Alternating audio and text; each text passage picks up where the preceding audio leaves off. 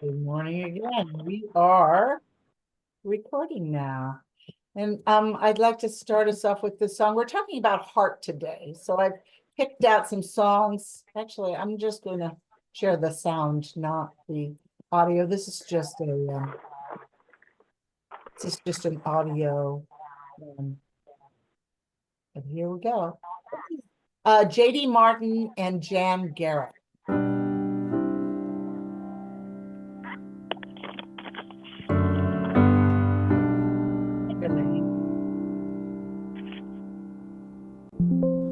There's a new church on the horizon, made of light, not of stone, calling out to our creation, you are not alone. Lions and lambs, saints and sinners, best of friends, enemies, woman and man, losers and winners, they are all in you and me. We are one heart, looking for answers. We are one soul, finding our way through the dark. One dream we share together. We are all a part of one heart. Oh,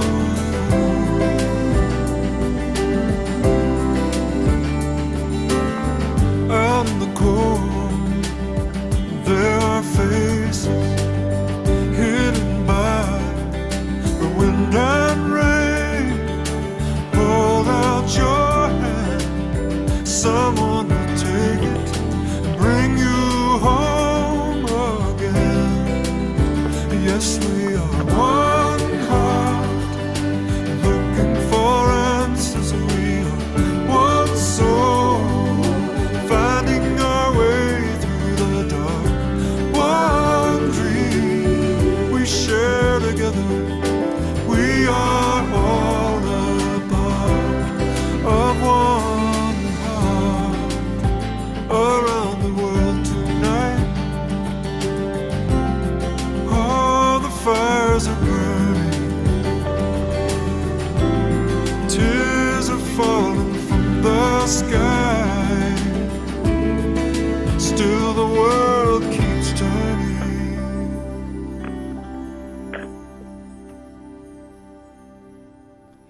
We are one heart, one soul, one dream we share together. We are all apart. Yes, we are one heart, looking for answers. We are one soul, finding our way through the dark.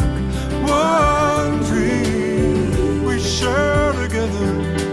We are all a part of one heart. Oh, we are one. Yes, we are all a part of one heart.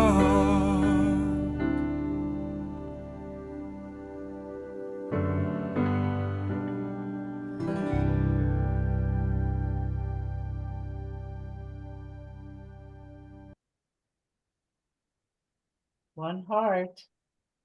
I love that beautiful song. What a good way to start out our service when we're talking about Hearts Ablaze. So I would like to welcome our practitioner of the day, Lissa Lazaro. Thank you. Gonna Thank you. speak to us. Yes. Good morning, everybody. And I'm kind of echoing that we're all a part of one heart. I like that a lot. But anyway, that term, Hearts Ablaze, was thinking we have all experienced that feeling. And a lot of times it comes from just a sudden thing. It's kind of like a hummingbird hovering in front of your face, or a baby laughing, or winning the lottery, or a sunset. But those things that are just these expressions of life that just hit our heart and give us that experience. But I think that the thing that is an advantage for us is that we are able to work on bringing those feelings, that joy and that feeling of a heart ablaze, into our lives through our own thought. And I was thinking about that in terms of, we have always had spiritual mind treatment, which causes us to get to that place of imagining the thing happening already, and the experience, the feeling that we have when it is done. And that is, that basic part of our philosophy, practice, teaching, whatever you want to call it. And then I'm very excited because of the fact that now science is catching up and really working on the proving of that. And it's like heart math. Heart math is just amazing. And I remember the first time that Patrice put me on the computer, in terms of being able to watch my emotion change, what was happening on on the screen, and that recognition of that we really can manage our thoughts and our emotion. And and I find that I don't personally feel like it's always easy. I was thinking about the fact that I feel as if I have dragons in the basement and angels in the attic, and that I have to constantly work on keeping the dragons quiet. And that is just kind of the way it is. But it is, I at least feel that I have the tools to work on doing that. And then of course there's Dr. Cho, who his research is incredible. If you've ever seen any of the movies he's done, where he's working with all these professional scientists and proving different things. And so at any rate, I just wanted to share with you as one of the videos that I saw of his, which just seems so in line with our teaching, where he was talking about prayer, and that what he sees as prayer is the focus of an intention combined with an elevated emotion, which is science of mind, But at any rate, what he has in terms of some words that I thought were valuable for us. I am the energy of creation. I am the source of all possibilities. I am open and willing to receive the abundance of the universe. I trust that what I desire is already on its way, and I am ready to accept the miracles that are meant for me. And so at any rate, I think I will move from that into prayer.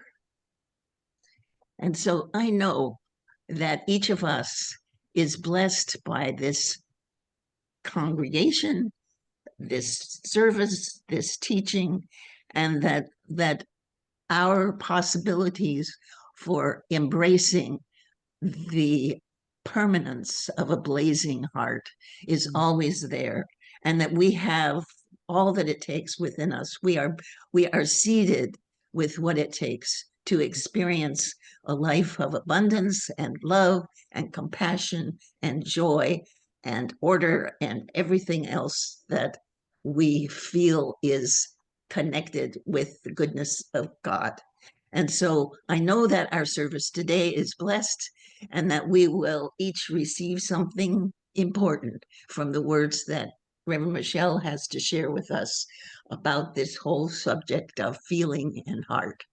And so I am grateful to know that this is true, and I release my word into the law by saying, and so it is.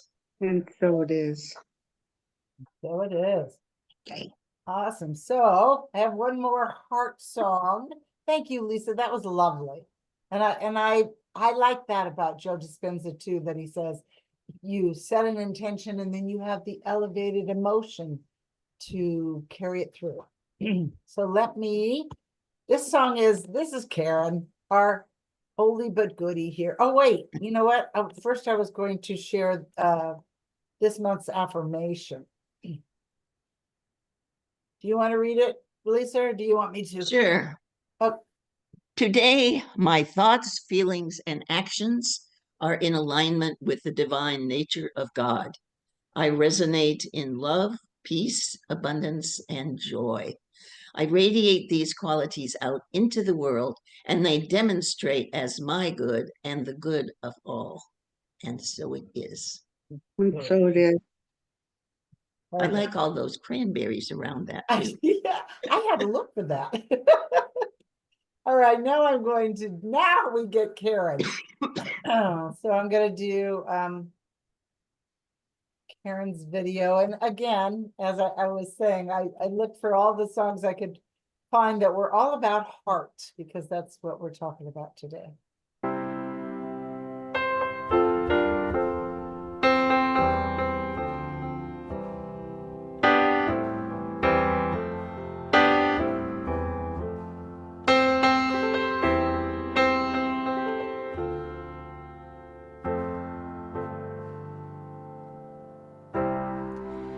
Peace for all seasons. Love every moment. Light shines wherever we are. Faith in the darkness. Hope in the silence. Joy. Sweet joy in our hearts.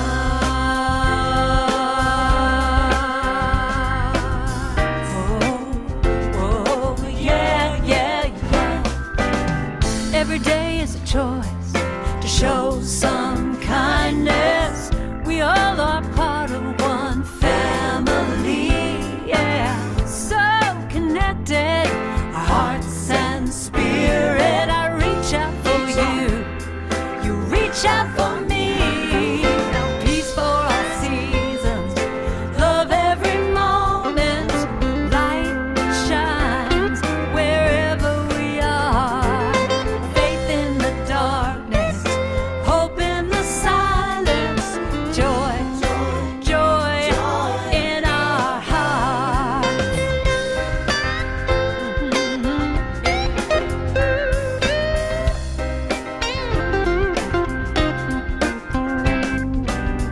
Now is the time to come together to count our blessings. We are grateful. We lift our voices in one chorus. My brothers, my sisters, let's celebrate. Now peace for all seasons, love every moment, light shines wherever we are. Faith in the darkness, hope in the silence, joy, joy in our hearts. Oh yeah.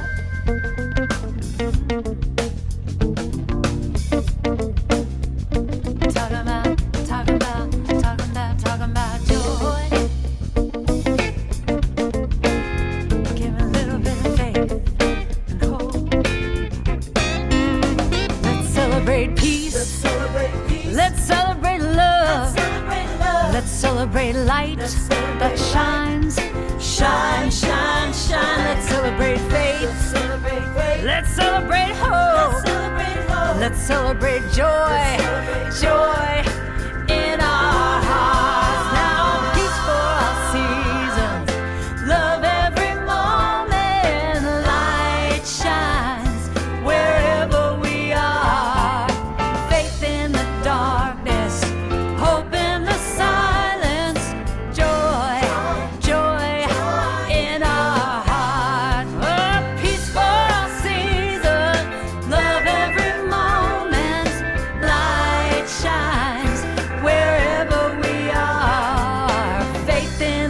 darkness, hope in the silence, and joy, joy in our hearts, joy, joy in our hearts, and joy, joy, joy in our hey, hey, hey. Oh, in our hearts now. I'll talk about joy. Oh, love. Let's celebrate love. And peace. It's a season. Gonna find a reason. Talk about Oh, talk about love. talk about Let's talk about love.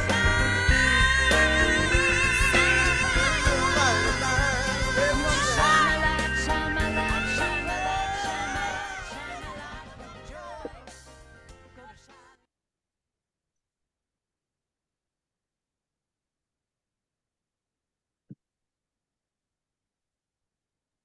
shine. Joy in our hearts. That's what we're talking about today. Woo! Well, good morning. Good morning and welcome, all you wonderful friends of One Heart, One Mind Center for Spiritual Living. I got to tell you, every Sunday, I am just so grateful for the technology that enables us to come together. We've got people from all over, Oregon, California, doesn't matter where you are. So grateful. So if you're hearing my voice in real time or in replay, it doesn't really matter. Welcome, welcome, welcome. So I want to begin this morning by asking you just to think for a moment. Actually, I'm asking you to feel for a moment. What is it that you are grateful for right now, right in this moment, in this very moment? Not what you want to be grateful for in the future or in the past, but right now. It can be anything. The clouds, the technology that's bringing us together, your health, your home, the fact that you can take a breath and put your feet on the floor. Whatever it is that you're grateful for right now, in this moment, just draw that up. Just draw that feeling up. And ask yourself, how does this make me feel? You know, if you're grateful for your home, what quality of the divine rises up with you, in you, when you feel gratitude for your home? You know, it could be comfort, safety, love. What quality or vibration of the one, same thing, rises up in you when you're grateful for whatever it is that you landed on right now? And just drink that in. Feel it. Sustain it. Expand it. And notice where it is that you feel this quality of the divine. You know, where is that vibrational resonance of good? And if you're anything like me, you probably feel it more in your body than in your head. Sure, you probably started in your head, right? With a thought, a question, what am I grateful for? But as you answered the question, you probably feel the answer in your body, you know, around your heart area. When we embody a thought, it becomes a feeling. And gratitude draws up a particular resonance of the divine, which we embody or feel around our magnificent heart. You know, really, which makes gratitude just such a valuable practice. Gratitude becomes a bridge which connects our head and our hearts, which brings us to today's topic, which we said earlier is Hearts Ablaze. I love that title. Our heart is where we feel our aliveness and our connection to the divine presence. And when we talk about our heart, we're not just talking about that incredible muscle that continually pumps blood through our bodies, although it is that, or even a metaphor for romantic or sentimental love. The heart, it turns out, is a center of incredible intelligence. It's a doorway, if you will, a place where the divine mind and the human mind meet. You know, where our source, whatever name you give that, God, spirit, the divine, the infinite field of potential, that invisible realm where all visible things are born. It's where that interfaces with our humanness and with our human physiology as well. You know, it opens us up. It generates love and wholeness and peace and joy and so much more. It's a wonderful place to live. Does that seem far-fetched? Well, ancient cultures and spiritual traditions worldwide have believed that the heart is the primary organ. You know, without any scientific proof, they couldn't prove it scientifically, you know, thousands of years ago. All they had was their intuitive knowing, you know, and it's only been really in the last couple of hundred years that the logical mind has kind of taken top billing over the wisdom of our hearts.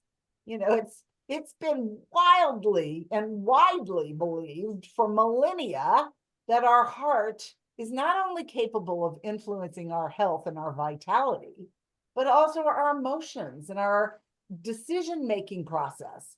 You know, I mean, really, from the ancient Egyptians to the Mayans and the Aztecs, the heart has always been seen as far more than just a biological organ. You know, it's seen as the seat of thought, emotion, spirituality, and a gateway to the divine. Did you know, I looked this up, did you know that the heart is mentioned 878 times in the modern Bible? And then there's the Heart Sutra in Buddhism, the Sacred Heart in the Catholic tradition. In the Quran, the word Galab, meaning heart, appears 132 times. The Torah speaks of the wisdom of the heart. I could go on here for a while. Clearly, the heart has deep cultural and spiritual meaning to the human experience. I personally think of it as the seat of that passionate urge to express life. You know, our founder, Ernest Holmes, agreed with that. Actually, I have a quote of his here. He wrote in the science, actually, I think this is from Living the Science of Mind. There is an irresistible potential pressing against everyone for self-expression. If we listen, we shall hear it, not as a voice, but as a feeling, as a divine urge to express. I love that idea of a divine urge to express, you know, that creativity of life, just wanting to express itself. That's the feeling of the passionate heart. And the 13th century poet Rumi, who I adore, he said that my heart is burning with love. Do you love that? All I can see is the flame, and my heart is pulsating with passion, for my heart is love's dwelling place. And that's what we think of when we think of the heart. We think of passion and goodness and love and a connection to something larger than ourselves. We seem to intuitively know that the heart is our connection, the doorway to that universal animating force of life. You know, call it what you will, God, spirit, doesn't matter. And wouldn't you know, as is the way, and thank goodness we're called the science of mind, science is discovering that that's true. You know, I've spoken before about the incredible scientific discoveries made by the research at the HeartMath Institute. Lissa mentioned that in her invocation. And they've discovered that the heart has over 40,000 brain-like cells, and that the heart actually transmits more information to the brain than the brain transmits to the heart. And they've discovered that the heart creates an electromagnetic field that is 70 times greater than the electromagnetic field of the brain. So what does all this mean for us as metaphysicians? How do we consciously tap into the creative power of our heart, you know, to benefit our own lives and to contribute to the growth and the expansion of humanity as a whole?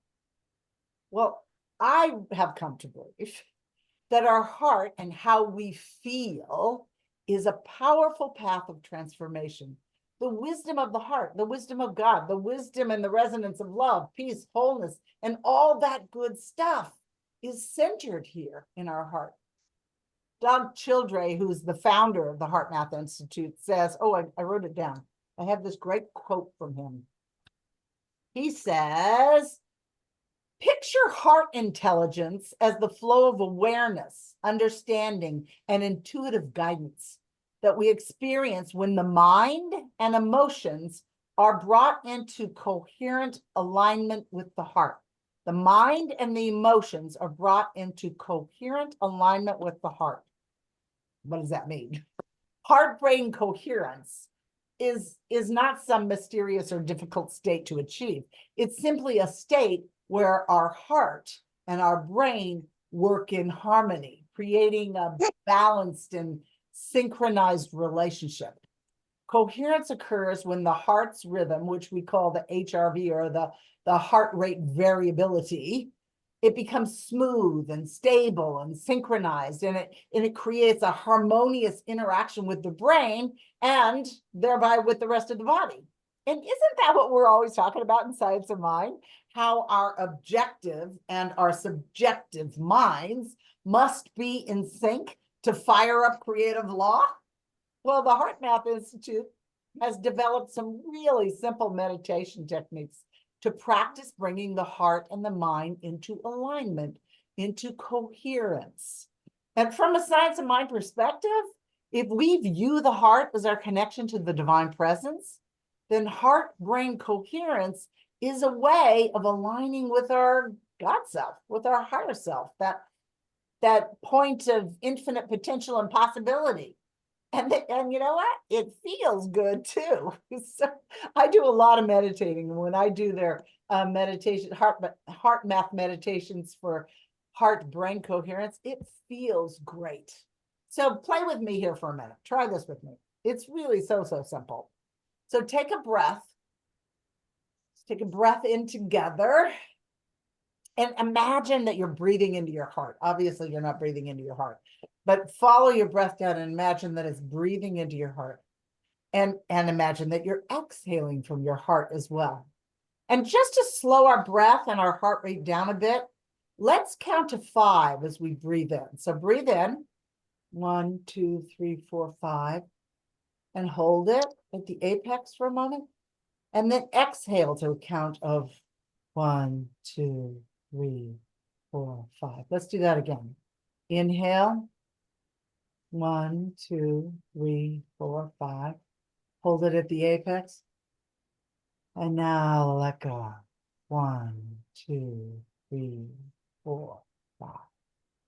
And just keeping your awareness on your heart, allow your breath to just find a gentle, natural rhythm.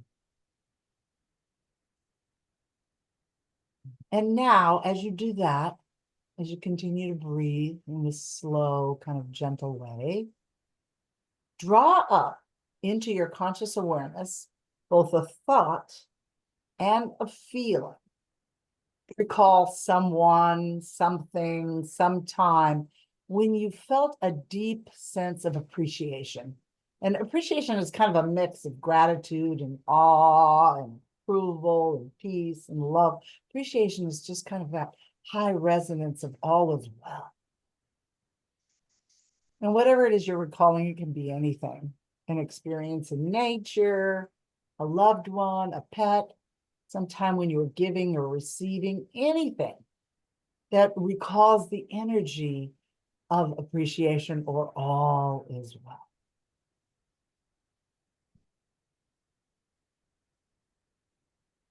And now drop the visual and just focus on the feeling. In your heart area, continue to breathe into the heart and exhale from the heart. And just sustain that energetic focus for just a few moments. When you're doing this by yourself, you can do it for a longer period of time. Just feel that. Now let rise up in you an expression of gratitude. Oh, thank you. That felt good. Thank you, heart. Thank you, body. Thank you, spirit. You know, and this really just simple practice, according to the American Journal of Cardiology, it actually begins to rewire our nervous system. You know, our heart starts to awake. It starts to become awake. And just by paying attention to it. And as we do this, we come into coherence, not only in our times of meditation and contemplation, but, as we're walking through our lives, this becomes our new normal, depending on how many times you practice it and how familiar you are with this state of being. You come into that heart-brain coherence. Which reminds me very much of what Jesus and St. Paul both said about praying ceaselessly. This state of being in that resonance of coherence is, in my opinion, what they meant by saying to pray ceaselessly. And in Luke 18, had to look this up as well, Jesus spoke to his disciples, to his followers, and he said, he told them a parable, and then he told them that they should pray. People should pray always. And then St. Paul, in his letter to the Thessalonians, and I'm paraphrasing here, said, be cheerful no matter what. Pray all the time and thank God no matter what happens. Well, that is sometimes a challenge. I realize it. But the more you practice it, the better you get at it. And that, in my mind, is praying ceaselessly. It's simply the practice of being aware of what we're thinking and how we're feeling. And we talk so much about that in Science of Mind. It's great to move into that vibration of spirit when we're deep in meditation and prayer, but to stay in that state of being as we move through our day, a little more challenging, but definitely doable. It really is what brings our heart and our brain into coherence, living in a state of love and peace and wholeness. Actually, we had a discussion about this at our board meeting the other night, about exactly what it means to pray ceaselessly.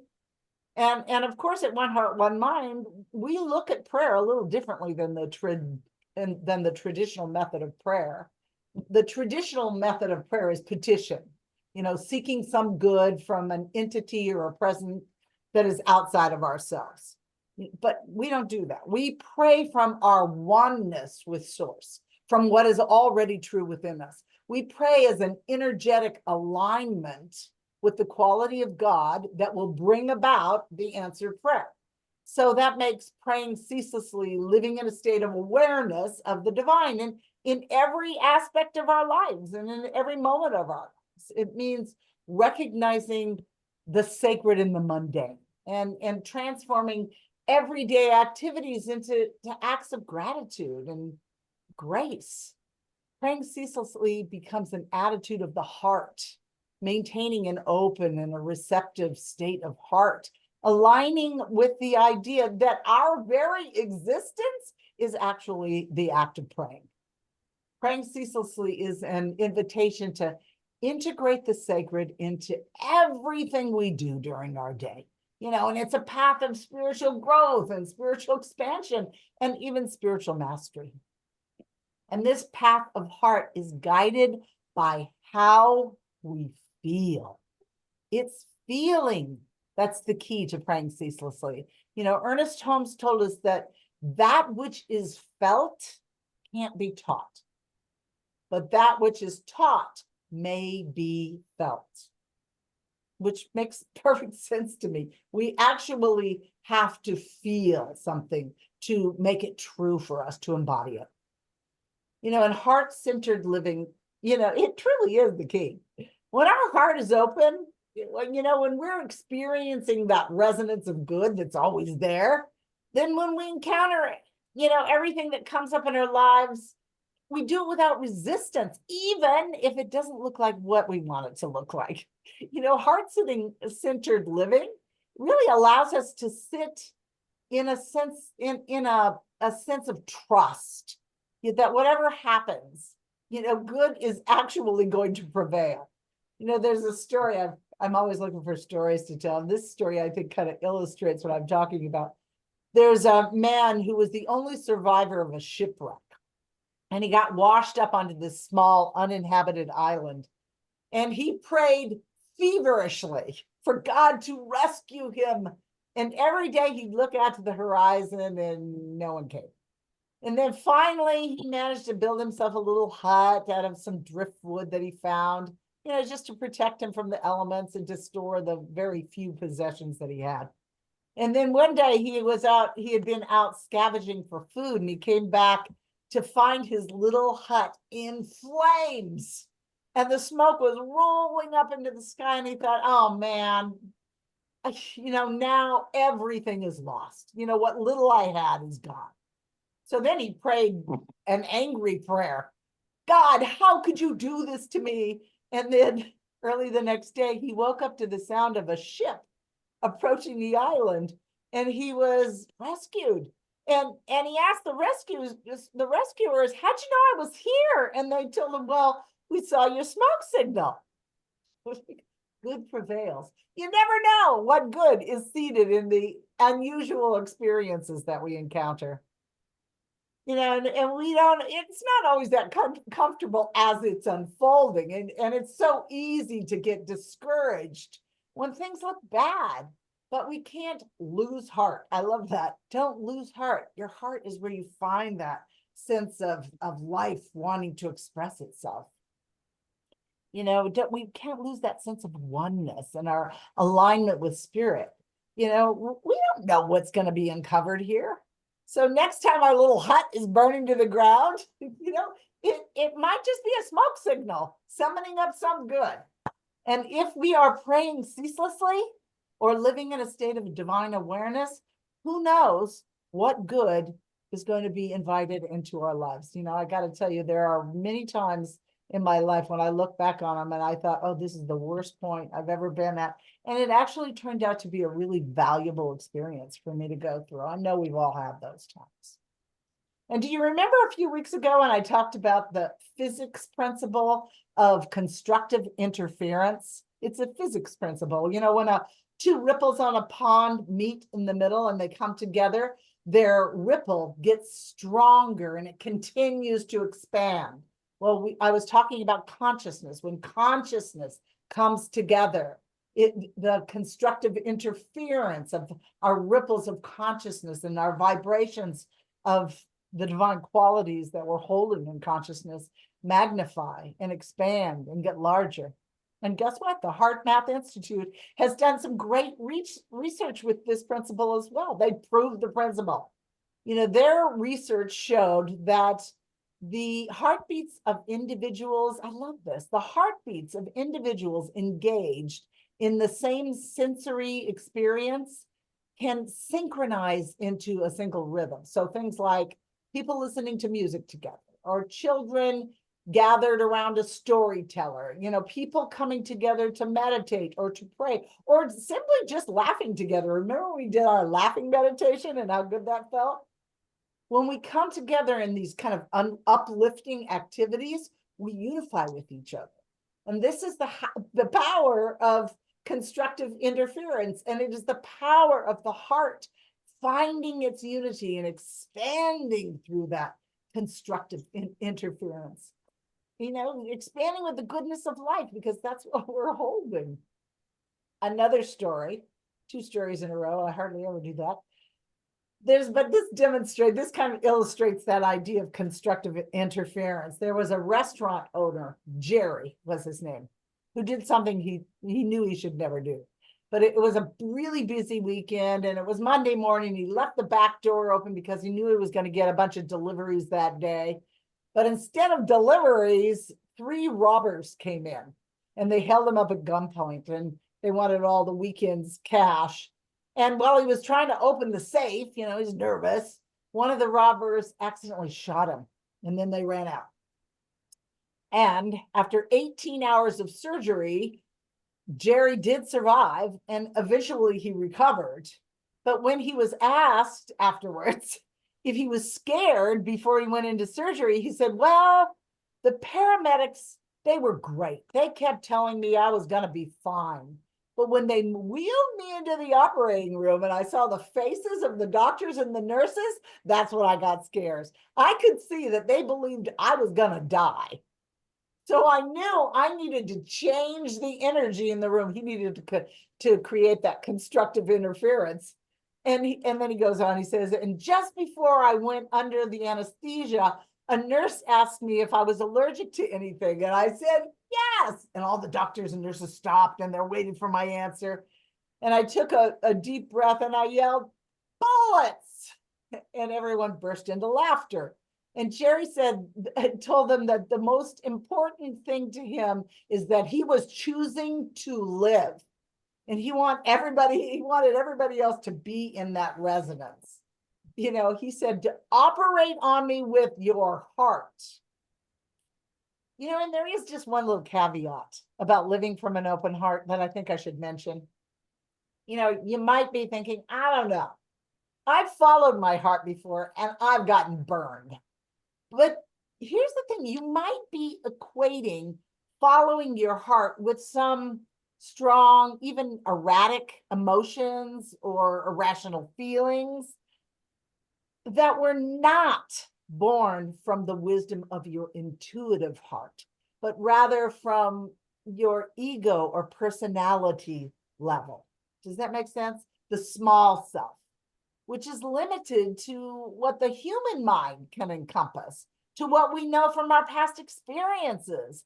And often these ideas feel fragmented and they make us feel broken and like we need to do something to fix ourselves. And nothing could be further from the truth. The ego does not see deeply. Yes, we need the ego. We have to navigate our life. You know, I'm not saying the ego is bad. It's not. But it doesn't see deeply. It only sees from what it already knows. Only Yes, wisdom of yes. our heart Yes, everybody. sees from the higher self, sees and feels deeply into the infinite mind of God. And this wise, intuitive heart sees only from our oneness, from our wholeness, from the divine principle of life. And we have to be able to discern the difference between the two. So here's the thing in a nutshell. We know that thought matters. I'm not dismissing thought as something that isn't important. It is. But it's just the seed that gets planted that our feelings respond to. So we have to watch where we're gathering our seeds. Where are we getting our thoughts? From the world around us, from our job, our relationship, our environment? Thoughts from these sources can cause a sense of separation if we see them as our supply. They aren't our source, and they aren't who we are. They're reflections of what we're thinking, and they can be changed. If a thought pops up that tells you your good is out there somewhere, it's sourced from the ego. But when our thoughts come from a deep sense of our oneness with divine presence and divine source, we're tapping into the universal, unchangeable spiritual truths that support the expression of good in our lives. And our heart, in my opinion, is a pathway to feeling this oneness. And the more we practice allowing our heart to be the steady beat that our brain can come into coherence with, the more our entire being will sync up with the qualities of the divine presence. And they're always within us. We don't have to go anywhere to get them. They're who we are. And then we're living a life, as I love this, as Michael Beckwith put it, where we don't open our hearts to let in God. We open our hearts to let God out because it's who we are. It is our nature. Our life becomes an expression of divine good. So the pathway of the heart. Let's move into prayer. So taking a nice deep breath in, knowing that all there is this universal divine presence of good. Call it God, spirit, it doesn't matter. Call it George, who cares? It is this presence that animates all life, that unifies and connects us, and we are a part of it. We are an important part of it. We matter. So I speak my word for and about each and every person that is on this call, and each and every person that is not, that there is a shift in our consciousness, that we open our heart to the resonance that is already within us, and we align our heart with our brain and the rest of our body so that we resonate at the level of God and pray ceaselessly, that we live in that state of consciousness that knows all needs are met. Everything is okay, even when it doesn't feel like it. And the more we sit in the state of consciousness, the more it is reflected back to us in everything that we encounter in all of our experiences. So I hold that space for all of us right here, right now. And it is with deep gratitude. And gratitude is creative. It opens us up. You can't be in gratitude and feel bad. Gratitude opens us up to the wonder of life itself and the divine urge that wants to express through us. So I just say thank you. Thank you for this. Thank you for that. Thank you for it all. I relax in knowing that this is all true. I release my word, and together we say, and so it is. And so it is. And so it is. I love talking about the heart. That was really fun. All right. I have no idea who is doing the conscious giving for today, but I bet somebody else does. Yeah, I do. I am. Thank you, Elaine. Yeah. You're awesome. All right. All right. So this is our wonderful time of giving after that beautiful service, music, and spiritual mind treatment. And it's easy to give through Venmo and Getting it up right now. Sorry. Yep. Really no, slow. that's fine. We all know pretty much how it works. So just look for Reverend Michelle's picture when you give to One Heart, One Mind on Venmo. And you can also mail a check to the address that's going to be up there too. So 2 easy ways to give. And here it is. I just heard the Venmo go ching ching. So somebody did. All right. And then we'll have our little prayer. Yeah. Let me get that up. I usually get these up before, but I neglected to do so. Here we go. Just fine.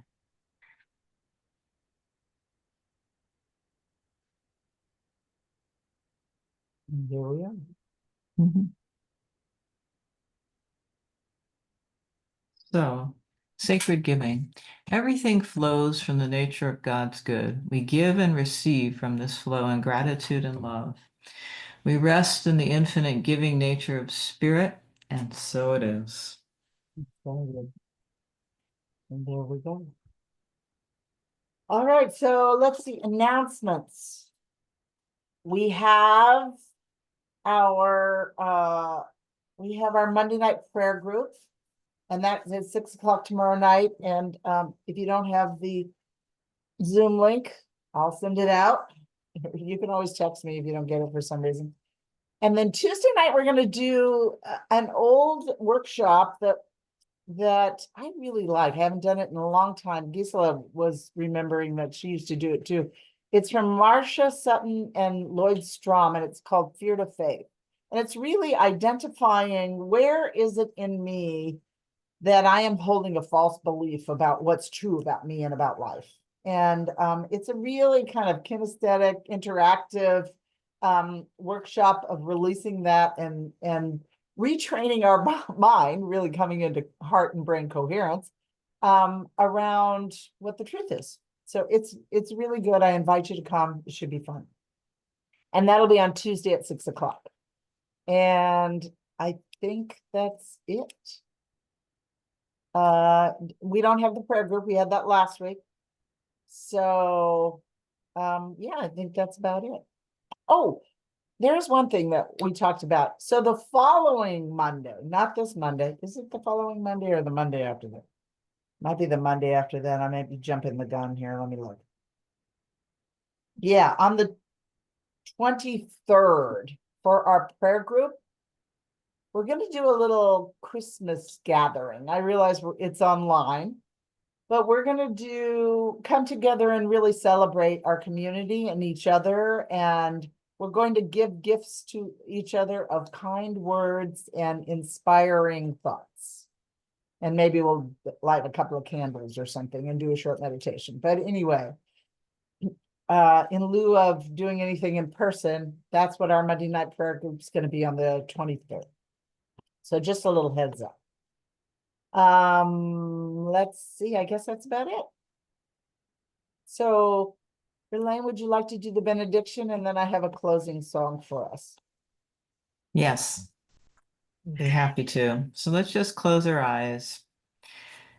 and feel the presence of God flowing in and of and through our body, mind, and spirit, flowing in and through our hearts, flowing in through and all around our feelings, our experience of this present moment. And just feeling the warmth of God, the warmth of love, and the warmth that our heart's energies give off. And feeling that connection between each and every one of our hearts in synchronicity, in love, and warmth, and caring. And just feeling that togetherness, that connection, that loving, loving heart connection. And I know that we're just so grateful for the talk and the music and just for each and every one of you being here, being in this beautiful spiritual presence of God at higher vibrational levels of connection and togetherness. And so I'm so grateful.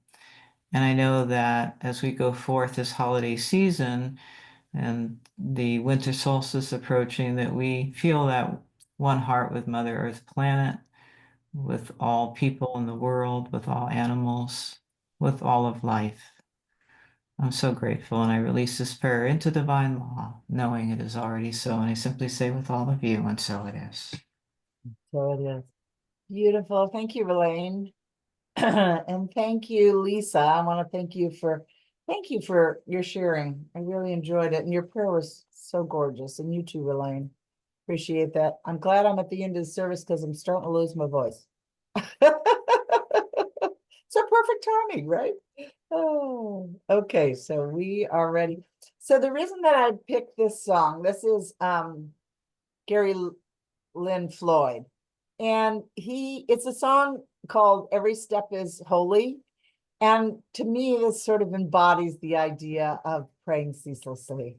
So here you go.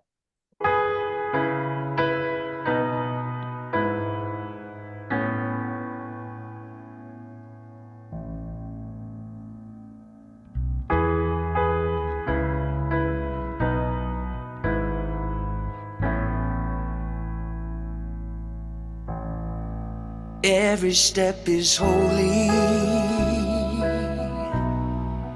Every breath is life. Every moment precious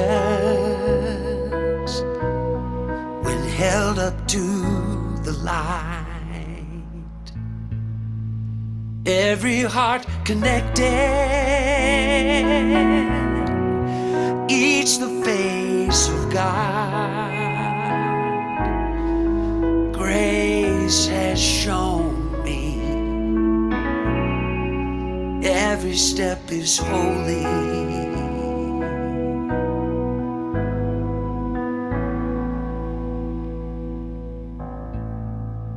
Every step is holy.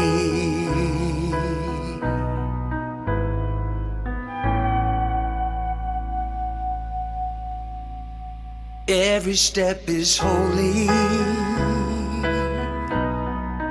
Every breath is life. Every moment precious when held up to the light. Every heart connected,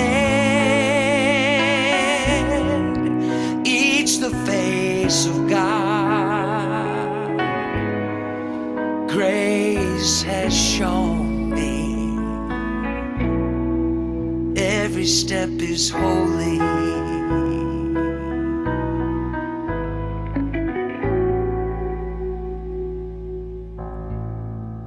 Every step is holy.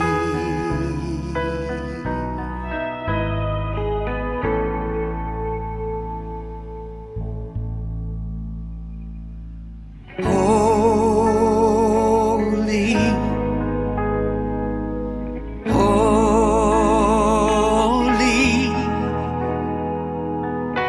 Everyone, every breath, every step is holy.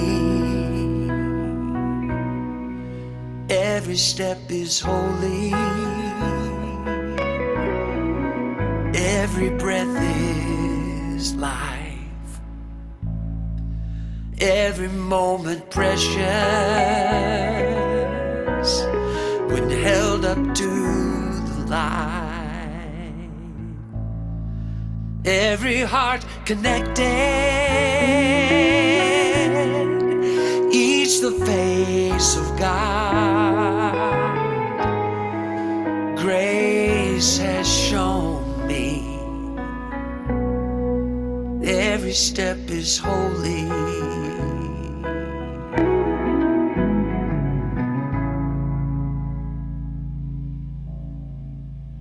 Every step is holy.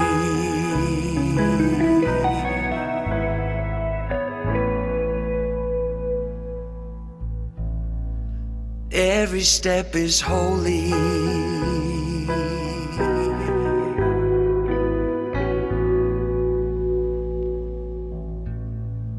Every step is holy.